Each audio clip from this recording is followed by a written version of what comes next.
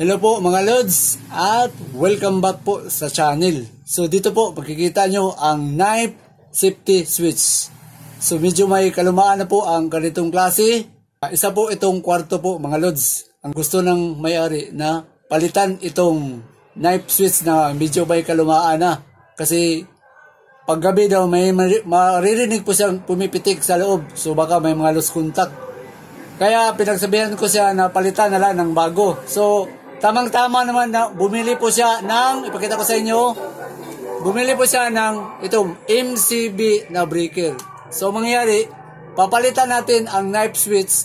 Ito po ang ipalit natin, ang MCB na breaker. Tapos siyempre, hindi naman pwedeng basta na lang natin yung ilagay natin dyan. So meron po itong box, yung sinasabi ng distribution box. Ito po ang ipapalit natin dyan, ito. Tapos ilagay natin sa loob para malinis po sa tingnan. So ang gagawin natin, isa-shut off natin ito. Pero ang mangyari dito ngayon, hindi natin matotally shut off kasi nga ginagamit itong linya doon sa loob. So ang gamit niya pala dito ay ito naka 20 ampere para sa outlet ito, tapos itong isa sa 16 ampere para sa lighting. So pakita ko na lang dito sa loob ang kwarto, medyo maliit lang ang kwarto. So yung mga lighting, yan, may ceiling fan. So ang gagawin natin, isa-shut off natin ito. Pero ang gagawin natin, hindi po pwedeng naka-off ang pag-install natin kasi may gumagamit dito sa main line sa taas. Yung main dito na tinap doon sa panel board is 30 ampere. So yung 30 ampere may nakatapping na iba. So may gumagamit. So mangyari, live tayong i-install ito. So okay lang. Kasi sanay naman tayo doon sa mga live. So umpisa natin dito sa lighting. So itong background light natin, kumuha na lang ako ng backlight doon sa loob o extension wire para maka-lighting tayo. So naka-off na, makita ba? Yun ko muli. Yung mga lighting. So off na. Yung lighting. Ito naman yung sa outlet. So, ang main line po dito, mga Lord, dito sa taas, yun ang live. Ito nasa taas, dito sa baba, makita nyo dito, yun ang load side. So, lalagyan na lang natin doon ng electrical tape para safety tayo. So, unahin natin tanggalin dito sa taas. Okay. So, ito, wala na to. Ito na lang yung live. Tapos, tanggalin natin itong sa taas. Yan. Tapos yung sa kabila. Okay. So, itong dalawa, live ito sa taas. So, para makita, gamit tayo ng multitester para makita. So, tingnan natin ilang voltahe ba. So, nasa 244 ang voltahe dito. Ayan, kita. So, lalagyan na lang natin ng electrical tape. So, pwede na natin ito demolish. So, dito dito may nakita ko dito yung supply dito na sa line side. Problema dito ngayon, medyo maliit pa siya. So, kailangan dugtungan. Kasi, hinatak ko ito, medyo maliit lang yung wire. So, mahirapan tayong ilagay dito yung MCB natin. So, possible, dugtungan na natin itong wire. Kasi, mahirapan na tayo. So, kahit anong hatak ko dito, parang maiksi lang yung wire.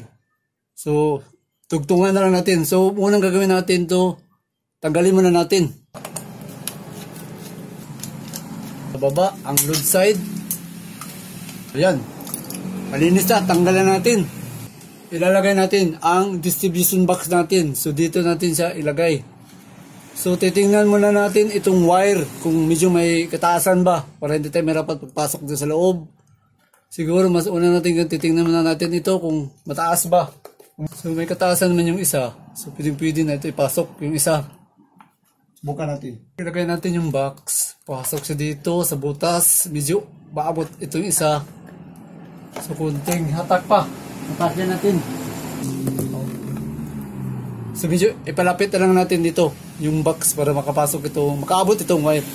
Natin ilalagay yung boxing natin. So ang mangyari medyo mahirapan tayo kasi maiksi ang wire sa taas. So, kailangan diskarte po pag-install dito. So, gagawin natin, unahin natin yung i-install, i-jumper yung sa taas ang wire para hindi tayo mahirapan pagsaksak kasi may elevated dito, medyo mataas. Mahirapan tayo. So yung breaker, pakita ko na lang dito paglalagay sa breaker natin. Ito yung mga breaker na binili nila. Tamang-tama naman. Outlet C20. C20, ito C16. Ito yung sa ilaw. Ito yung para sa outlet. Tapos isasaksak natin sa dito at saka dito. Nakita ba? Ganyan. So para hindi tayo mahirapan dito, i-installar na natin yung jumper wire. At saka yung wire kasi maiksi po siya doon. Maglalagay tayo ng wire dito para itapping na lang doon. Tapos bubutasin natin. Ito madali itong butasin. So ang butas dito plastic. Plastic type po ito. Naka surface type. Dalawang klase po ang distribution box sa MCB. May surface type at saka yung plus type. Ang surface type pwedeng dito tapos screw. Yung iba nakabaon sa ilalim po sa wall. Yun ang plus type ito, surface type. Tabang-taba kasi plywood naman ito. So, pwedeng i-ganon. So, para hindi tayo mahirapan, i-install ko na lang ang kuha natin ito, MCB. Ilalagay natin ang MCB. So, paano paglalagay sa MCB? Pwede natin, medyo mahirapan tayo dito kung ilagay natin sa loob. Tapos, saka mag-wiring, mahirapan tayo. Medyo maiksi lang po ang distribution box. Gagawin natin, wiringan muna natin ito sa taas.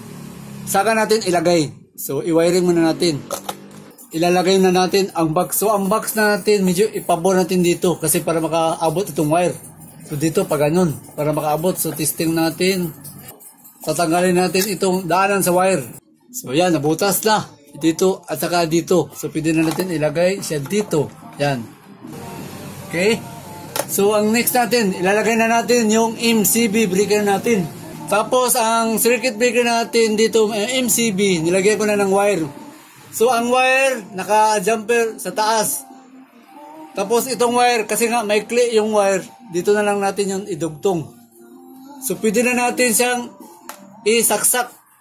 So, saksak, ilalabas natin yung wire. Tapos, ipa-plug in na lang natin sila dito. Yan. Post natin. So, gamit tayo ng flat. Ito yung flat. Dito yung lock. Yan. Okay. Post natin. Okay. Yung isa. Okay. So, yan. Nalagay na natin.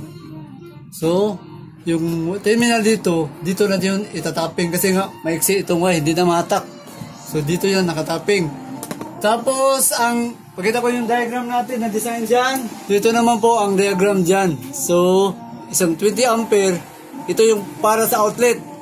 Yung 16 ampere, para naman to sa lighting. Ito, makita po itong sa lighting. Ito yung sa outlet. Tapos, ang wire na maiksi dito, nakatapping yan sa panel board. Doon sa 30 ampere. Makita pa. Dito, 30 ampere. So, dito yung line side. Ito yung load side. So, naka-parallel siya sa taas, sa line side, ang tapping sa dalawa. Para in case po na magka-problema dito sa breaker, may short circuit, ito lang ang mag-trip, hindi makasali itong 16. Kaya sa taas siya pinadaan. Tapos kung dito naman sa 16, may short circuit, ito lang ang ma-shut off. Ito, buhay na buhay. So, yun ang paraan sa paglalagay natin. Tapos yung main na tinapan sa panel doon sa loob, 30 ampere po yun. So, pwede na natin isaksak itong mga load side. Okay, so natapping na sa lighting. Next natin, itong sa outlet. So, nalagay na natin. So, tapping live na tayo. Dito tayo sa unang tapping live. Yan. Tapping na natin ang unang linya dito sa yan.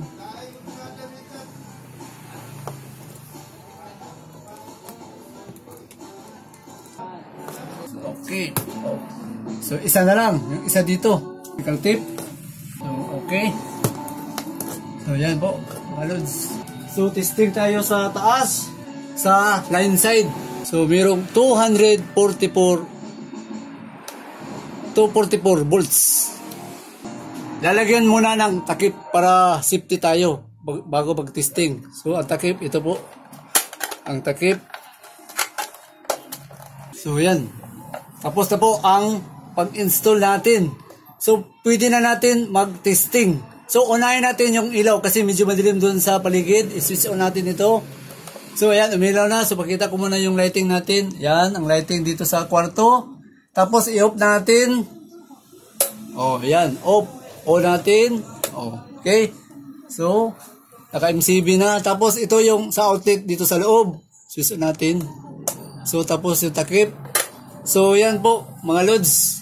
Tapos na po ang pag-install natin sa MCB distribution box. Kung dati naka knife switch, safety switch ang gamit, ngayon naka MCB breaker na po ang gamit.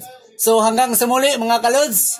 At saka maraming pong salamat sa panonood. So yung mga gamit natin ilalagay ko na lang dito sa description sa link sa baba at makikita nyo po dito na lalabas.